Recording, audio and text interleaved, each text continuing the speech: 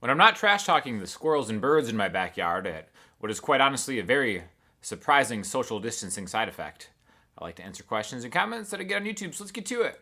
What state do you live in? I mean geographic state, not mental state, but both are interesting. Alright, so I live in Florida, which in a lot of ways counts as the geographic and mental state. But I've never considered myself a Florida man. However, just the other day, I realized that my father had become a full-fledged Florida man. Again, I'm from Chicago, Michigan, by way of Michigan, and I've been here for like maybe 9 years, so the Florida man thing has not taken hold, but this is the funniest crap that's happened to me in quarantine. So I had to go pick up some supplies for my mom, and my dad's staying over the house too, right?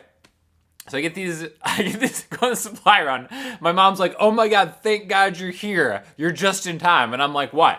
So she takes me around the back of her house, and I see this image. I instantly took a picture because I want you to know just how much I was able to diagnose from just seeing this set up and what exactly had happened. So my dad is kind of like a legendary type guy.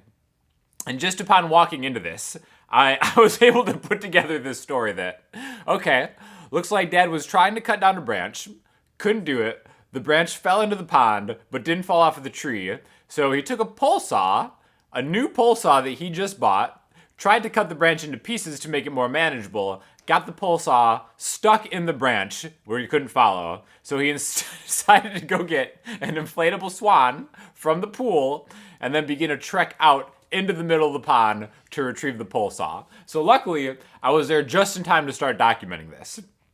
And I'm like, "Hey, do you need any help?" And he's like, "No, I don't need your help." He's all salty about it, right? So I'm like, "All right, well, I'll just take some pictures then."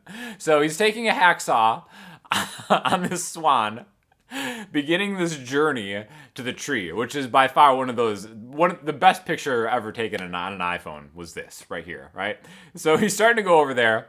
He makes it to the branch, starts trying to saw through a 700-pound tree with a hacksaw, realizes it's not going to work, and then decides to take a nap on the swan. Which, if you've seen this on my Instagram story, which you should be following me on Instagram, you already know this part, but the story continues on. I was not able to get any photographic proof of this, but after this, he went to go get a power saw on an extension cord, a Sawzall, and he was going to take that into the water, and he wanted me to hold the extension cord above water so it didn't dip in the water. And as my buddy Brian pointed out, it's like, okay, we've got a swamp, power tools, and electricity. These are all everything you need for the recipe of a Florida man death is in play at the time. So I see him waiting out on the swan, and I've got this extension cord, and I'm like, no, I can't do this, right? So I unplug the extension cord, cutting off his power, and I start reeling him back in. Meanwhile, he's like super pissed at me. He's like, "What are you doing?" "I got this." I'm like, "No, I'm not gonna let this happen. You're not gonna die because of this, right?" So I pull him back in on the swan floaty. And he's pissed at me, right? So he storms off. And I'm like, that was close. Disaster averted, right?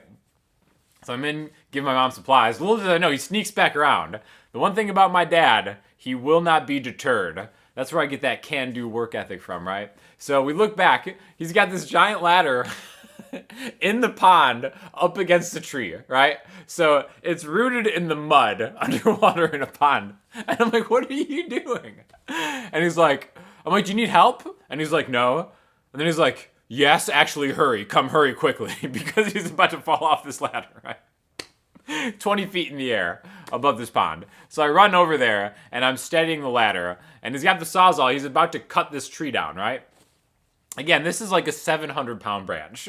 And I'm standing in the mud holding the ladder, and I'm looking at it, and I'm like, all right, this is clearly not a safe place for us to be, right? And he's like, "No, I'm just going to cut it. It's going to fall into the lake." I'm like, "No, it's not going to fall into the lake because it's being pinned to the bottom of the pond. As soon as you release the pressure from the tree, it's going to compress and spring back towards us," right? And he's like, "No, it's just going to fall safely to the bottom of the pond." I'm like, "No, it's not. It's not going to fall safely to the middle of the pond. This tree's coming for us," right? So he's already got it made up in his mind that it's not going to happen. So he starts cutting it, and I'm like, all right, doing my mental equations like, all right, so this is the death zone that I will die if this branch comes down. 5 feet to the right, I feel like I'll probably survive, right? So he cuts it, sure enough, compresses, springs back, and just slams into the ground where I was standing. Would have killed anybody. Anybody would be dead if they were standing there, right? So, good thing I moved, right? The side effect from that was this giant thing just comes 400 miles an hour crashing into the mud, sprays mud everywhere. I get completely mud blasted and I'm covered head to toe with mud holding the ladder. And then I had to go in and get hosed off on the porch. So, again, that was a story of intrigue, a sexy inflatable swan, a Florida man potential death, and this is basically what my life has come to now. Will you ever put this song on Spotify? It's mega cool, bro. So thank you very much. This is Released to the Wild, the ironic rock song that I wrote last week. It is officially up on Spotify streaming, so check it out because it's a lot of fun to write, and I guess some people actually legitimately enjoyed it, not ironically, so check that out in the description. Is there any way you can extend the deadline for the $15 off course? I saw this video too late, just thought I'd ask. Yes, I will put more links in for the next 5 days to get the course at half off, which is only $15 for most of them. Again, I'd like to just make it for the whole month, but I can only make them for 5 days at a time because I want everybody to have access to that while we're locked down. So again, if it's not working for whatever reason, just email me, but those links should work again. I have a question for you, Sean, buddy. Where is your Orangewood Sage, bro? I haven't seen you use it in a long time. Do you want to know why you haven't seen it? Because Gracie was over here, and she wanted to borrow it for a day to shoot some videos, and then in that day, the entire city got locked down. So, very savvy of Gracie to steal my Orangewood Sage.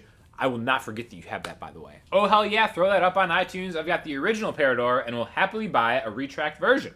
Thank you very much. So, the announcement I made last week was that I'm working on redoing the music for the cartoon I put out like 3-4 years ago.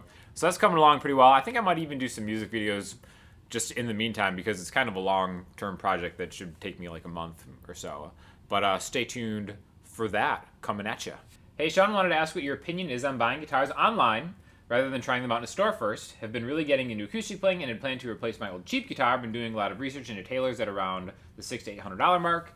Do you think it would be a safe bet getting one online, or should I wait until quarantine is over, whenever that might be? Great question. I am a huge proponent of being able to try a guitar out before you buy it because they are all different in between models. Now, I will say the price range that you mentioned is one of those ranges where I feel like you're probably going to be okay buying sight unseen. I think one of the step-ups in quality from like maybe the $600 to $800 range, specifically even with like maybe like the used Taylors, is the quality control. I think the super cheap ones, you can still get an awesome guitar for super cheap, but you have to make sure you play it because the quality control is not there. And with the super expensive ones, you definitely want to play it because they're all just kind of different. I remember one of my biggest regrets is my Sherwood Green Strat, my 62 Strat, which I love that guitar, it's awesome. I fell in love with that guitar because we had one in the Guitar Center room in Las Vegas when I worked there. And I was like, this is the guitar. Like, you know, you hear about the stories about like, you just kind of find the right guitar for you. I'm like, this is it. This is 100% it. You know what I mean? Like, I just fell in love with that guitar at first, the first time I ever played it. But I was stupid and I didn't know enough where I was like, okay, well, I can get a better deal on this, you know, working at Guitar Center, ordering this through Fender than just buying this one at like employee cost, right? So I ended up ordering the exact same model through Fender, and it's a great guitar and I love it, but it's not the one that I had my hands on in that showroom. So ever since that day, I learned that especially if you're going to pay up for something, you really need to play it first, just because there's just little things that are just going to be different, no matter what the quality control is. But just buying kind of like an introductory quality instrument from like a reputable brand, I think you're good in that price range. Just because, like, especially with like Seagulls are another company that like in that price range, I think they have really excellent quality control. But Taylors are great too, so go for it. Going up a string is going up, not down. Additionally, it's not pedantic to say so either. If one is talking about up and down, the fundamental nature of music dictates that you are referring to pitch. The position of the earth and sky plays your reference as to how fast something is vibrating. I mean, if you want to get real salty, I would say the position of the earth absolutely has something to do with how fast something is vibrating. But this goes into another one of my pet peeves, as far as like, what going up a string, what going down a string. I'm on the low E string. I can go down a string because I'm going down. My hand is going down. It's like, yes, the pitch is going up. But what happens if I'm playing the 12th fret on the low E string, and then I go to the 4th fret on the A string? Am I going up or down a string then, genius? I don't know. What's the pitch? The pitch is going lower, but the string is going higher. I don't know. I like saying down a string because my hand's going down a string. I'm sorry if you have an issue with that. I have a question. If I put this booster in front of my looper, so guitar to booster to looper, will the louder, stronger signal come to my looper? For example, I put some backing tracks to my looper, which has a certain kind of volume. Okay, so yes, let's talk about kind of like how effects going into loopers works, essentially. Because you generally want the looper to be the last thing in your chain, because then if you switch a pedal or an effect on in front of the loop isn't going to be changed in any way. Now, I really like the looper pedals that have like a volume knob where like maybe you're playing through the looper pedal, and then as soon as you loop the volume, you have the option to make the loop go down a little bit for a lot of reasons, right? Number one is like, if you want to maybe play solos over something, you kind of have to really mess with your volume knob on your guitar or the pedals ahead of it to get like a solid loop that you can play over.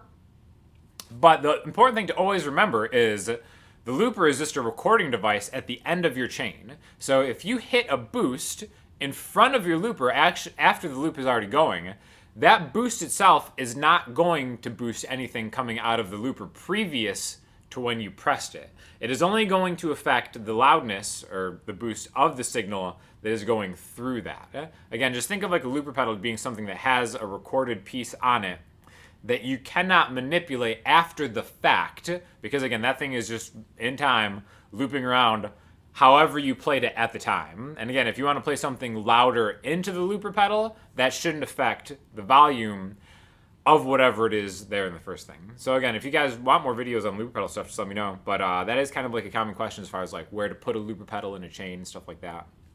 You can always get creative. In fact, I think a really cool thing to do is to have, just get a super cheap looper pedal. Again, I like the MXR one for $150, but you can get the Dittos even cheaper than that, especially used sometimes, to put a looper in the front of your chain and a looper at the back, because then you can kind of like tweak stuff really easy to have something going on in the front, and then have like just a clean loop in the front, and then really kind of like dial in your pedals a certain way, and then you can kind of just, you know, get wild with that.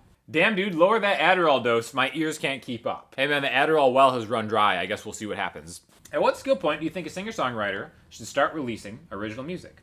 P.S. I could have never learned guitar if not for teachers like you on YouTube. I'm from Syria. Your videos in particular are truly useful, so huge thanks and support for the stuff that you do. Thank you so much for saying so. That's so cool that people all over the world are checking it out. But I think as soon as you just get something recorded, put it up somewhere. You know, I think I've talked about this before. There's a fine line with musicians as far as like finishing a project and then kind of like fighting the need for perfectionism. And I don't want to come off as saying like you just put any old like junk up online or whatever, but I think there's a lot of value to just kind of having a snapshot of your skill level in the moment and then having some place that you can kind of see it and reference it. So again, you can always take stuff down, you know what I mean? But you can't go back in time and put stuff up when you wish you would have. So again, as soon as you have something that like, you know, you feel like you're proud of, put it out there and see if anybody else is vibing with it. And, you know, who cares about what people may or may not say? You should be doing it for you. And then to kind of have that as a snapshot of where you were in a certain time. So no excuses. Make it happen. For listening homework, I'm going to link you to something super chill because we could all use some more chill vibes right now. My man Jack Johnson, off his album On and On. I listened to the heck out of that album when I was in college, and it's just fantastic, top to bottom. The chillest vibes of the chill. Jack Johnson, On and On. Check that out. If you have any questions or comments, hit me up in the comment section, Instagram, Twitter, or the website. I'll talk to you all soon. Thanks a lot.